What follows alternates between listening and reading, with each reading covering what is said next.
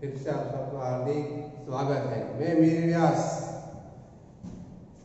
Standard 7 subject Hindi, विषय अंक 4 कबीर के दोहे, जिसके कवि है कबीरदास, संत कबीरदास। तो सबसे पहले आप अपना पेरिविंकल पाठ्य पुस्तक बाहर निकाले और उसमें पेज नंबर 31 पर ध्यान दीजिए और उसमें लेसन नंबर 4 कबीर के दोहे। तो सबसे पहले हम संत कबीर का परिचय प्राप्त करते हैं। तो कृपया आप अपनी पाठ्य पुस्तक निकाले और पेज नंबर 31 पर ध्यान दीजिए। तो संत कबीर ने अपनी वाणी के माध्यम से सामाजिक बुराइयों और ऊंच नीच के भेदभाव पर करारी चोट की है। उनके दोहे जीवन और जगत के अनुभवों से भरे हुए हैं, जो व्यक्ति को सत्य के पथ पर चलने की प्रेरणा देते हैं। प्रस्तुत दोहों में कवि ने कहा है कि हमें ईश्वर का सदैव स्मरण करते रहना चाहिए। जो व्यक्ति तुम्हारे दोषों को उजागर करे, उसे अपने समीप रखना चाहिए, ताकि अपने दोषों का बोध हमें हो जाए और उन्हें दूर करने का हम प्रयत्न करें। कबीर कहते हैं, इस प्रकार नाभि में कस्तूरी होते हुए भी मृग उसे, हिरण उसे वन में ढूंढता फिरता है, उसी प्रकार मनुष्य भी ईश्वर को अपने भीतर नहीं खोजता, उसे बाहर ढूंढता फिरता है, जबकि ईश्वर उसके हृदय और मन में ही समाया हुआ है। प्रेम के आगे सारे ज्ञान तुच्छ है। कबीर जी ने यहाँ गुरु रूपी कुंभार के समान, गुरु को कुंभार के समान बताया है और शिष्य को कुंभ के समान, जो अब उनके दोषों को दूर करता है।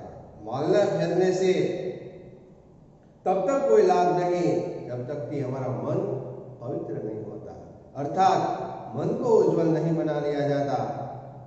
अंत में दया ही धर्म है और लोभ पाप है, क्रोध काल के समान है। जहाँ क्षमा भाव है वही ईश्वर है। ईश्वर का नाम जपने से ही व्यक्ति का अहंकार समाप्त हो जाता है, फिर उसे सब और ईश्वर ही दिखाई देता है।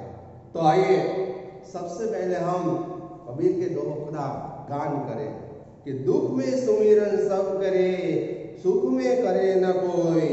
जो सुख में सुमिरन करे, तो दुख काहे को होय। निंदक नियरे राखिए, आंगन कुटी छवाय। बिन पानी साबुन बिना, निर्मल करे सुबाय। कस्तूरी कुंडल बसे, मृग ढूंढे मन माही। ऐसे गटगट राम है, दुनिया देखे नाही। पोथी पढ़ी पढ़ी जग मुआ, पंडित भया न कोय। ढाई अक्षर प्रेम का, पढ़े सो पंडित होय। गुरु कुंभार शिष्य कुंभ है, गड़ी गड़ी खाड़े फोड़। भीतर हाथ संहार दे, बाहर बाहे चोट। माला फेरत जुग गया, फिरा न मन का फेर। कर का मन का डारी दे, मन का पन का फेर। जहाँ दया तह धर्म है, जहाँ लोभ तह पाप। जहाँ क्रोध तह काल है, जहाँ क्षमा तह आग। बड़ा हुआ तो क्या हुआ, जैसे पेड़ खजूर। पंथी को छाया नहीं, फल लागे अति दूर। तो ये थे विद्यार्थी मित्रों, दोहों को किस राग में गाया जाता है उसका गान। अब हम एक एक दोहों का अर्थ समझेंगे, तो आपको भी वो दोहे साथ में समझने के बाद लिखने हैं। तो सबसे पहला दोहा है, दुख में सुमिरन सब करे, सुख में करे न कोई। जो सुख में सुमिरन करे, तो दुख काहे को होय। अर्थात कबीरदास जी हमें बताते हैं कि दुख के समय में भगवान को सब लोग याद करते हैं, पर सुख के समय में भगवान को कोई याद करता नहीं है। यदि सुख के समय में हम सब लोग भगवान को याद करें, तो हमारे पर कभी दुख आएगा ही नहीं। इसलिए सुख के समय में भी हमें भगवान को याद करना चाहिए। तो कबीर जी क्या कहते हैं कि दुख के समय में भगवान को सब लोग याद करते हैं। जब हमारे ऊपर आपत्ति आती है, दुख पर सुख के समय में कोई नहीं करता। यदि सभी लोग सुख के समय में भगवान को याद करें तो दुख आएगा ही नहीं। तो ये था पहला दोहा। कबीर जी कहते हैं कि दुख के समय में भगवान को सभी लोग याद करते हैं, पर सुख के समय में कोई करता नहीं है। यदि सुख में भी भगवान को याद किया जाए तो दुख आएगा ही नहीं। अब सेकंड, निंदक नियरे राखिए आंगन कोटी छवाय, बिन पानी साबुन बिना निर्मल करे सुबाय। तो कबीर जी कहते हैं कि जो हमारी निंदा और टीका करते हैं उसे अपने अधिक से अधिक पास ही रखना चाहिए, और उसके बिना, जिस तरह साबुन के बिना, साबुन और पानी के बिना हमारी कमियां बताकर हमारे स्वभाव को वो साफ करता है, उसी तरह जो हमारी निंदा करता है उससे हमेशा हमें अधिक से अधिक हमने अपने पास रखना चाहिए। जो व्यक्ति हमेशा हमारे दोषों को उजागर करे, ऐसे व्यक्ति को हम पास रखेंगे ताकि हम अपने दोषों का हमें बोध हो जाएगा और वो अवगुण वो दोष हम दूर करने का प्रयत्न करेंगे। तो दूसरे दोहे में कबीर क्या कहते हैं कि जो व्यक्ति हमारी निंदा करता है उसे हमें अधिक से अधिक हमारे पास ही रखना चाहिए। और कहते हैं बिना साबुन और पानी के बिना हमारी कमियां बताकर हमारे स्वभाव को साफ करता है। जिस तरह पानी और साबुन से कपड़े हम धोते हैं और वो स्वच्छ और निर्मल बन जाते हैं, उसी तरह वो हमारी कमियां बताकर हम उसे दूर करेंगे तो हमारा स्वभाव भी अच्छा हो जाएगा। तो ये था दूसरा दोहा। तीसरा, कस्तूरी कुंडल बसे मृग ढूंढे बनमाही, ऐसे गटगट राम है दुनिया देखे माही।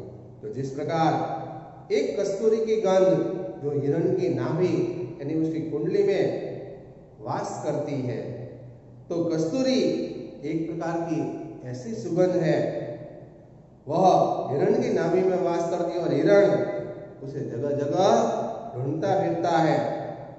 और यदि यह खुशबू इस प्रकार चारों तरफ आ रही है, उसी प्रकार मनुष्य भी ईश्वर को अपने भीतर नहीं खोजता, उसे बाहर ढूंढता फिरता है, जबकि ईश्वर उसके भीतर यानी हृदय में ही समाया हुआ है। तो उसी प्रकार मनुष्य भी घट-घट राम को बाहर ढूंढते फिरता है, मगर अपने अंदर हृदय में कभी राम को नहीं ढूंढता। राम का वास तो प्रत्येक मानव में ही होता है। फिर मनुष्य यहाँ वहाँ मंदिर में, मस्जिद में, तीर्थ में उसे ढूंढा फिरता है। भगवान राम हमारे घट-घट हमारे हृदय और मन में बसे हुए फिरते हैं, हमें उसे कहीं बाहर ढूंढने की जरूरत नहीं है। तो दूसरे दोहे में कबीर जी कहते हैं कि जिस प्रकार एक कस्तूरी की गंध जो हिरण की नाभि में वास करती है, तो कस्तूरी एक प्रकार की सुगंध है, वह हिरण की नाभि में वास करती है और हिरण उसे जगह जगह ढूंढता फिरता है।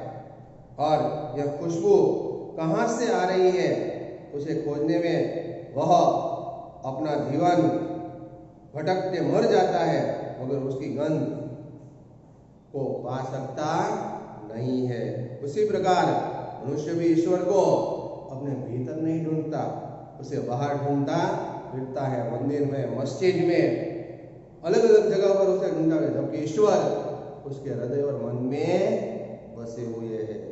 तो विद्यार्थी मित्रों, ये था हमारा तीसरा दोहा।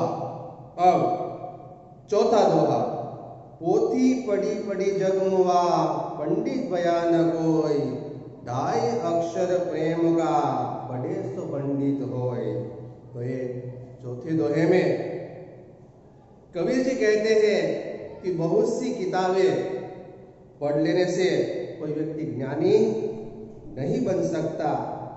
बड़ी बड़ी पुस्तकें पढ़कर संसार में कितने ही लोग मृत्यु के द्वार पर पहुंच गए हैं, पर सभी लोग विद्वान बन सकते नहीं है। कबीर मानते हैं कि यदि कोई व्यक्ति 2.5 अक्षर प्रेम का यानी प्रेम या प्यार या परोपकार की भावना का केवल अच्छी तरह से अभ्यास करे, अर्थात प्यार का वास्तविक रूप पहचाने, तो वही व्यक्ति सच्चा ज्ञानी होता है, उसे कहीं भटकने की जरूरत नहीं पड़ती है। तो प्रस्तुत चौथे दोहे में कबीर जी कहते हैं कि बहुत सी किताब पढ़ लेने से कोई व्यक्ति ज्ञानी बनता नहीं है। यानी बड़ी बड़ी पुस्तकें पढ़कर संसार में कितने ही लोग मृत्यु के द्वार पर पहुंच गए हैं, पर सभी लोग विद्वान बन सके नहीं है। कबीर जी मानते हैं कि यदि कोई व्यक्ति प्रेम, प्यार या परोपकार की भावना का 2.5 अक्षर अच्छी तरह से जान ले, अर्थात प्यार का वास्तविक रूप पहचान ले, तो वही व्यक्ति सच्चा ज्ञानी होता है। अब दोहा नंबर 5, गुरु कुंभार शिष्य कुंभ है, घड़ी घड़ी खाड़े खोड़, भीतर हाथ सहार दे, बाहर बाहे चोड़। तो प्रस्तुत दोहे में कबीर जी कहते हैं कि गुरु रूपी कुंभार, तो यहाँ गुरु को कुंभार के समान बताया है और शिष्य को कुंभ यानी घड़े के समान। जिस तरह गुरु रूपी कुंभार अपने शिष्य रूपी घड़े को गढ़ने के लिए, उसका निर्माण करने के लिए, उसे सफलता के शिखर पर पहुंचाने के लिए उसके अंदर के सारे दोष बाहर निकाल देता है। भीतर से बाहर से वह उसे पीटता है और भीतर से वह अपने हाथ का सहारा देता है और बाहर से उसे चोट देता है, यानी उसके सारे अवगुण और दोष निकाल देता है और उसे इतना योग्य बना देता है कि वह अपने जीवन में सफलता प्राप्त करे और अच्छा शिष्य बने। तो प्रस्तुत दोहे में कबीर ने क्या कहा है? तो गुरु रूपी कुंभार अपने शिष्य रूपी घड़े को गढ़ने के लिए उसके अंदर के सारे दोष बाहर निकाल देता है, भीतर से वह अपने हाथ का सहारा देता है और बाहर से ऊपर चोट करता है और उस घड़े का आकार जिस तरह अच्छा बन जाता है, उसी प्रकार गुरु भी अपने शिष्य को गढ़ने के लिए, उसका निर्माण करने के लिए उसके अंदर जो सारे अवगुण है, दोष है, उसे बाहर निकाल देता है और उसे उतना योग्य शिष्य बना देता है कि वह अपने जीवन में हमेशा सफलता प्राप्त करे। इस प्रकार यहाँ गुरु को कुंभार और शिष्य को घड़े के समान बताया गया है। उसके बाद दोहा नंबर 6, माला फेरत जुग भया, हीरा न मन का फेर, करका मन का डार दे, मन का फेर।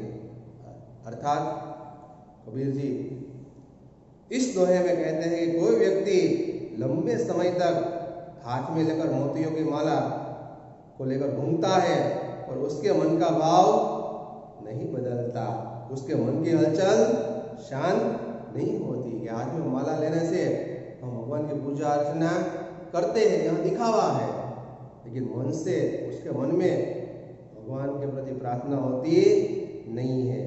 कबीर कहते हैं कि ऐसे व्यक्ति को सलाह है कि हाथ की इस माला को फेरना छोड़कर मन के मोतियों को बदले या फेरे, यानी अपने मन को पवित्र बनाए, अपने मन को शुद्ध करे। अगर हमारे मन में ईश्वर के प्रति श्रद्धा है, अगर हम माला नहीं फेरते हैं फिर भी हमारी श्रद्धा, हमारी प्रार्थना भगवान तक पहुंच जाती है, हमें माला फेरने की जरूरत यानी दिखावे करने की जरूरत नहीं है।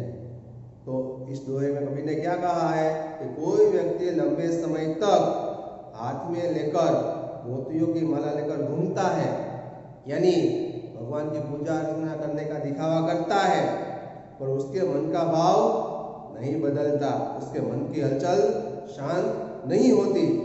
कबीर जी ऐसे व्यक्ति को सलाह देते हैं कि हाथ की इस माला को फेरना छोड़कर उसको अपने मन के मोतियों को बदलना चाहिए, उसको फेरना चाहिए, यानी मन में ईश्वर के प्रति पवित्र भावना जागृत करनी चाहिए। तो ये था दोहा नंबर 6। अब दोहा नंबर 7। जहाँ दया तह धर्म है, जहाँ लोभ तह पाप, जहाँ क्रोध तह काल है, जहाँ क्षमा तह आप। तो कबीर जी कहते हैं कि जहाँ दया की भावना है वहाँ सच्चा धर्म है, और जहाँ लालच की भावना है वहाँ पाप निवास करता है, जहाँ क्रोध और गुस्से की भावना है वहाँ काल उसका विधान नहीं छोड़ता, परंतु जहाँ क्षमा भावना है वहीं ईश्वर यानी भगवान वास करते हैं। इस प्रकार ईश्वर का नाम जपने से व्यक्ति का अहंकार समाप्त हो जाता है। तो प्रस्तुत दोहे में कबीर जी कहते हैं जहाँ दया है वहाँ धर्म है, अर्थात धार्मिक व्यक्ति दूसरों के प्रति उदार होता है, तो जहाँ लालच है वहाँ पाप का निवास है, अर्थात विषय वासना में लिप्त व्यक्ति की इच्छाएं उसमें लालच व अनेक बुराइयों को जन्म देती है, और जहाँ क्रोध है वहाँ काल उसका विधान बनकर, उसका समय बनकर उसका नाश करने के लिए आता है। इसलिए हमें कभी भी क्रोध करना नहीं चाहिए, और जिस व्यक्ति के मन में क्षमा याचना की भावना है वही ईश्वर निवास करते हैं, और ईश्वर का नाम जपने से ही व्यक्ति का अहंकार समाप्त होता है। फिर उसे किसी और जगह जाने की जरूरत नहीं है, और चारों तरफ उसे ईश्वर ही दिखाई देते हैं, और जहाँ क्षमा भावना है वही ईश्वर का सच्चा वास होता है। इसलिए ईश्वर का नाम जपने से ही व्यक्ति का अहंकार में समाप्त हो जाता है। जिस व्यक्ति में क्षमा भावना है उसके हृदय और मन में हमेशा भगवान ईश्वर निवास करते हैं। लास्ट, बड़ा हुआ तो क्या हुआ, जैसे पेड़ खजूर, पंछी को छाया नहीं, फल लागे अति दूर। तो अर्थ है यहाँ कि खजूर के पेड़ के समान बड़ा होने से का क्या लाभ है, जो ना ठीक से किसी व्यक्ति को आश्रय दे सकता है, धूप में छांव दे सकता है, और नहीं उसके फल किसी के काम आते हैं, वह बहुत दूर ऊंचाई पर लगते हैं। इसी प्रकार अगर आप किसी का भला नहीं कर पा रहे हैं तो ऐसे बड़े होने से भी कोई फायदा नहीं है। तो प्रस्तुत दोहे में कवि क्या होता है कि हम अगर बड़े हैं तो किसी के काम आए ऐसा हमें प्रयत्न करना चाहिए। जिस तरह खजूर का पेड़ बड़ा होता है लेकिन उससे हमें कोई लाभ मिलता नहीं है, वह खजूर के पेड़ है वह किसी पथिक राही मुसाफिर को छाया भी नहीं देता है, और उसके फल भी किसी के काम नहीं आते हैं, क्योंकि वह बहुत दूर ऊंचाई पर लगते हैं, वहाँ कोई पहुँच सकता नहीं है। इसी तरह अगर आप किसी का भला नहीं कर पा रहे हैं तो ऐसे बड़े होने से भी कोई फायदा नहीं है। तो विद्यार्थी मित्रों, ये थे आपके दोहे। यहाँ कुछ शब्दार्थ लिए हुए, सुमिरन को याद करना, नियर तो पास में, निर्मल तो स्वच्छ निश्चल, पंथी तो यात्री, युग तो युग समय, अति दूर तो बहुत दूर, वन वाही तो वन में, मृग तो हिरण, आखर तो अक्षर, ऊन तो घड़ा, लोभ तो लालच, क्षमा तो क्षमा। ये थे शब्दार्थ। अब आइए हम देखते हैं अभ्यास कार्य यानी प्रश्नों के जवाब। पहला है, मनुष्य ईश्वर को कब याद करता है? तो मनुष्य ईश्वर को दुख के समय में याद करता है, सुख के समय में याद करता नहीं है। अगर मनुष्य सुख के समय में याद करे तो कभी उस पर दुख रूपी आपत्ति आती नहीं है। बिना साबुन के मन कैसे साफ होता है? तो जिस तरह दूसरा दोहा हमने देखा कि जो हमारी निंदा करता है, टीका करता है, उसे अपने अधिक से अधिक पास रखना चाहिए ताकि हमें हमारे दोषों का पता चले और हम अपने दोषों को दूर करने का प्रयत्न करें। और इस प्रकार कबीर जी कहते हैं कि बिना सब्र और पानी के ही हमारी सब कमियां बताकर वे हमारे स्वभाव को ही साफ कर देते हैं। इस प्रकार हमारा स्वभाव भी अच्छा हो जाता है। मृग किस प्रकार भ्रमित होता है? तो मृग यानी हिरण है, वह एक कस्तूरी की गंध को पाने के लिए जो हिरण की नाभि में ही छुपी हुई है, लेकिन हिरण उस नाभि, उस कस्तूरी उसकी नाभि में ही बसती है, फिर भी हिरण जगह जगह उसे ढूंढता फिरता है और यह खुशबू की खोज में वह जीवन भर भटकता रहता है, मर जाता है और अंत में उसकी गंध उसे मिलती नहीं है। इसी प्रकार हिरण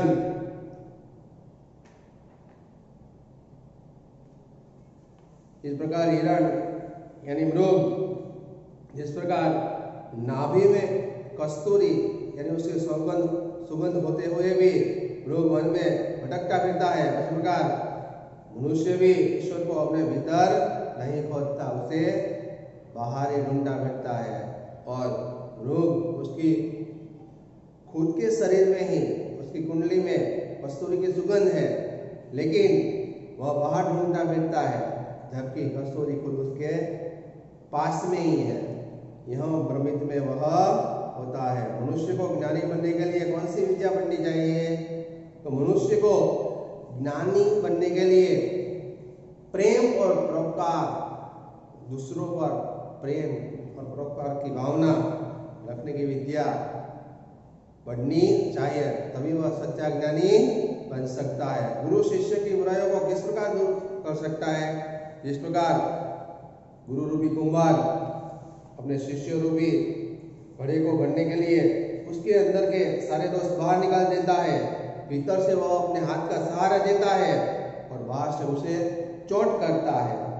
यानी उसे अच्छा शिष्य बनाने के लिए वह तरह तरह के प्रयोग उपाय वह करता है और उसे इतना योग्य बना देता है कि वह अपने जीवन में सफलता प्राप्त कर सके। तो कवि के अनुसार पाप कहाँ निवास करता है? तो कवि के अनुसार जहाँ लोभ और लालच है वहाँ पाप निवास करता है।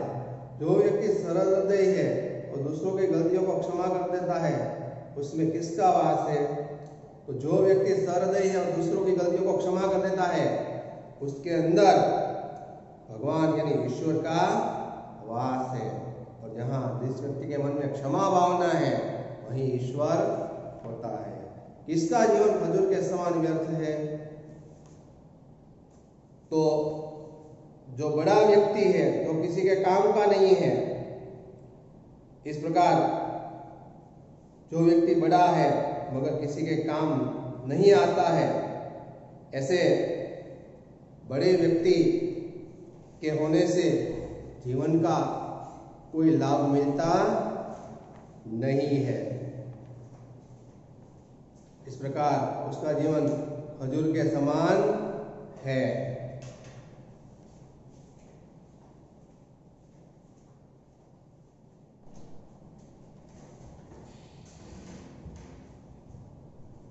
तो विद्यार्थी मित्रों, अब हम स्वाध्याय में प्रश्नोत्तर लिखित उसका अभ्यास भी करते हैं।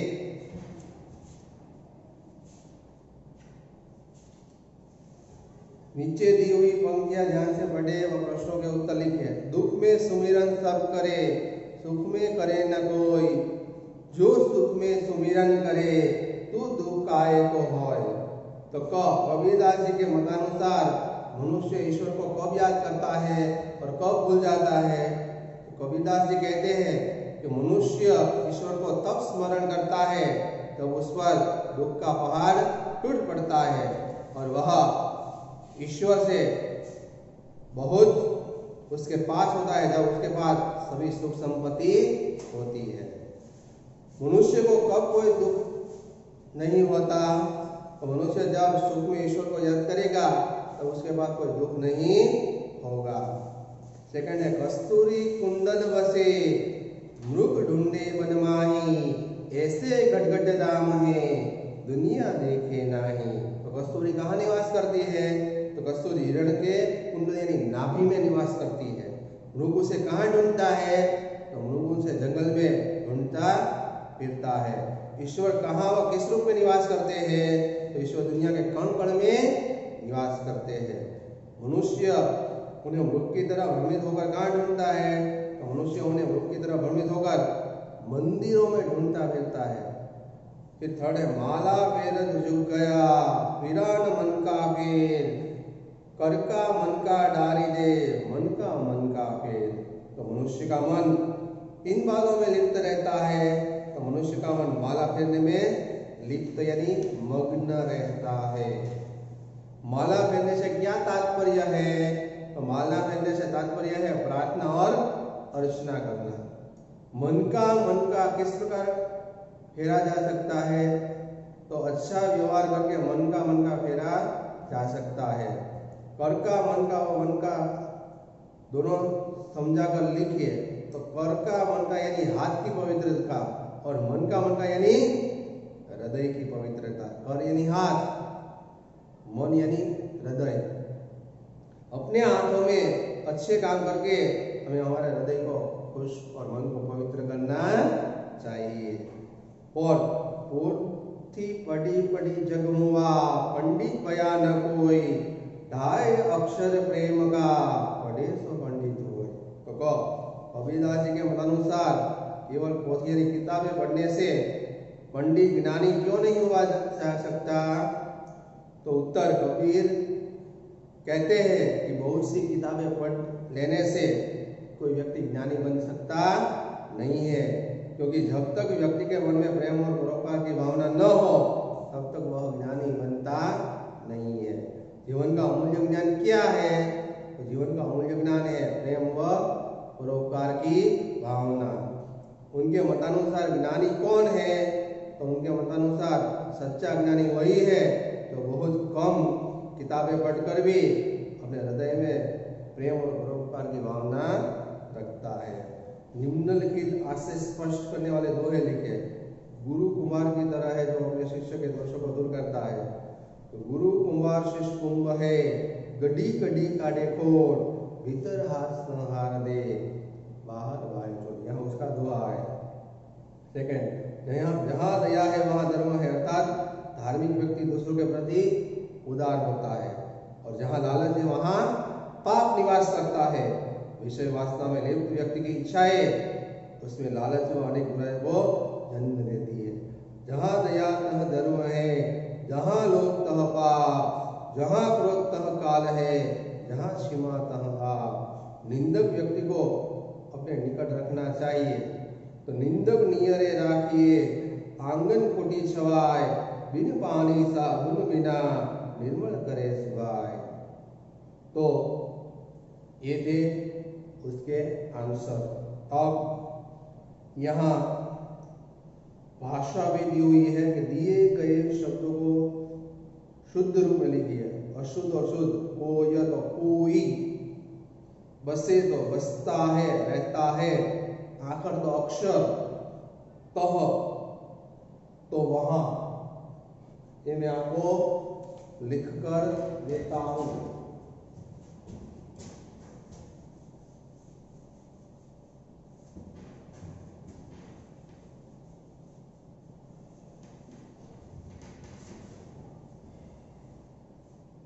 ये भाषा के अंदर साक्ष्य में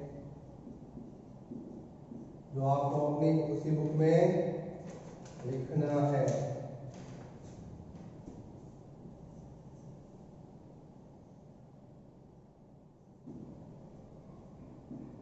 दिए गए शब्दों के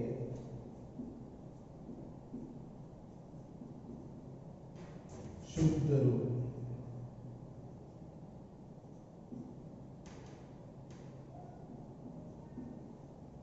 लिखे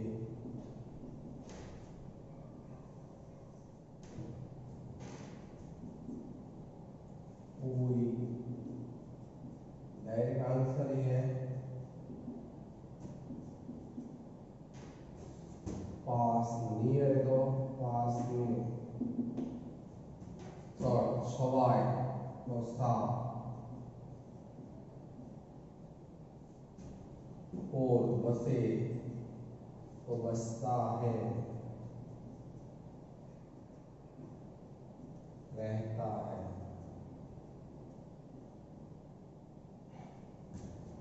एक वन माही वन में। 6 भया हुआ। 7 आखर तो अक्षर। 8 शीश तो शिष्य। 9 जुग तो युग समय। 10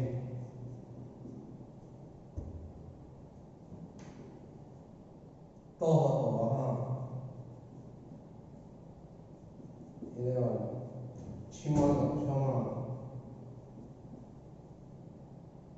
काहे 12 काहे तो क्यों इसलिए।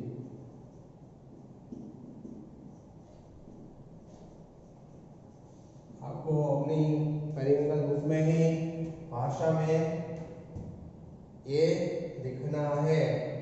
उसके बाद का भी है पर्यायवाची शब्द।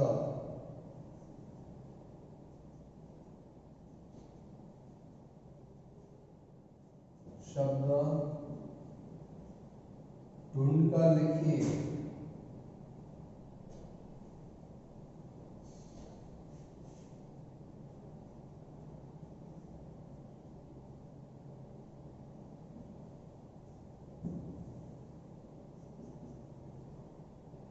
तो डायरेक्ट आंसर सुगंध तो क्या होगा बच्चों? सुरभि सौरभ। सेकेंड दूध तो क्षीर दुग्ध क्या होगा?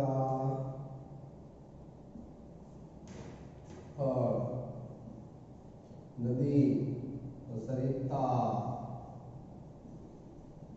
टीनी।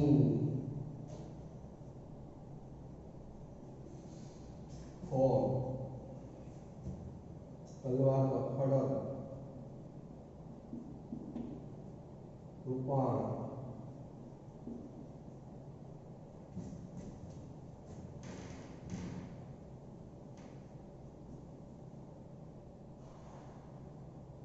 फिर सर्प तो भुजंग।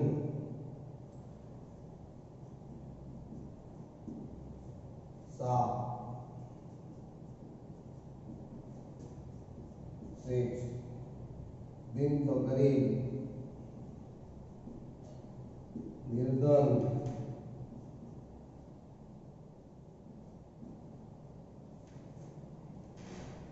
7 नारायण तो प्रभु ईश्वर। 8 विघ्न तो बाधा अड़चन। 9 तरुवर तो वृक्ष विटप। 10 कृपा तो अनुग्रह करुणा। करुणा की भावना। 11 तालाब तो सरोवर। फल भी बोलते हैं। तो ये थे दिए गए शब्द में शुद्ध रूप लिखिए, आपको लिख लेना है। ये पर्यायवाची शब्द में लिखिए सुरभि सौरभ, सुगंध तो सुरभि सौरभ, दूध तो क्षीर दूध, नदी तो सरिता तटिनी, तलवार तो खड़क कृपाण, सर्प तो भुजंग शाप, दिन तो गरीब निर्धन, नारायण तो प्रभु ईश्वर,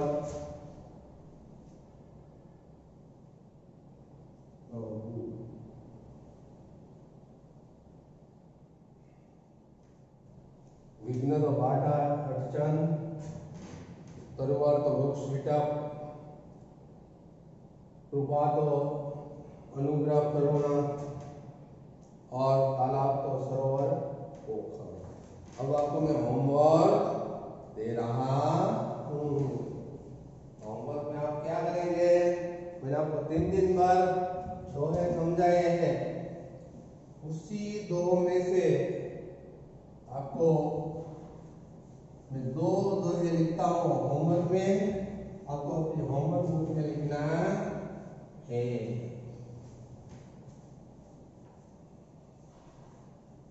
दो दोहे का अर्थ आपको होमवर्क में लिखना है। होमवर्क बच्चों, हमने जो 2-3 बार दोहे समझाए, उसमें से आपको मैं 2 दोहे देता हूँ। पहला है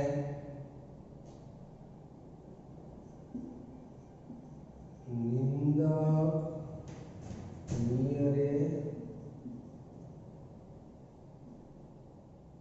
राखिए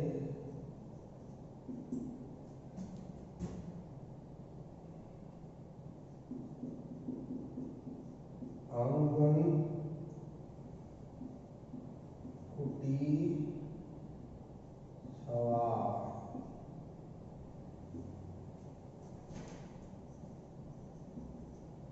बिन पानी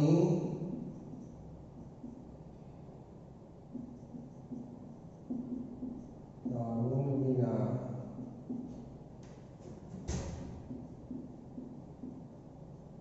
निर्मल हरे सुभाष। और सेकेंड,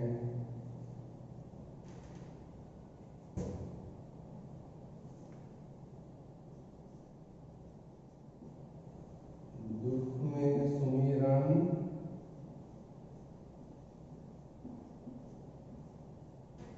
सब करे,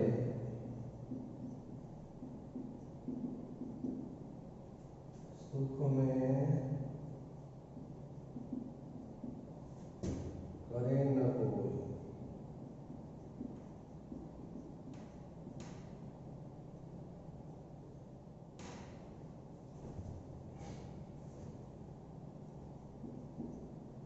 जो सुख में सुमिरन करे,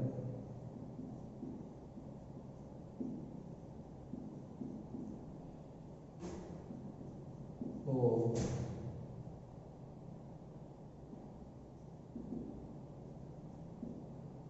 दुख काहे को।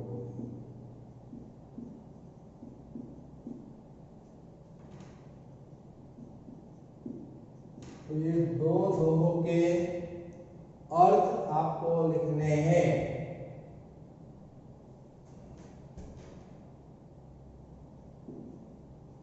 दोहे के अर्थ लिखिए। दोहे के अर्थ आपको लिखना है होमवर्क में। तो विद्यार्थी मित्रों, अच्छी तरह से आपको कबीर के दोहे समझ में आए होंगे। उसमें से ही मैंने 2 दोहे आपको दिए हैं, उसका अर्थ आपको स्पष्ट करके लिखना है। समझूती मैंने जैसे समझाया है, अपनी होमवर्क बुक में करके लिखना है। अस्तु, अगले वीडियो में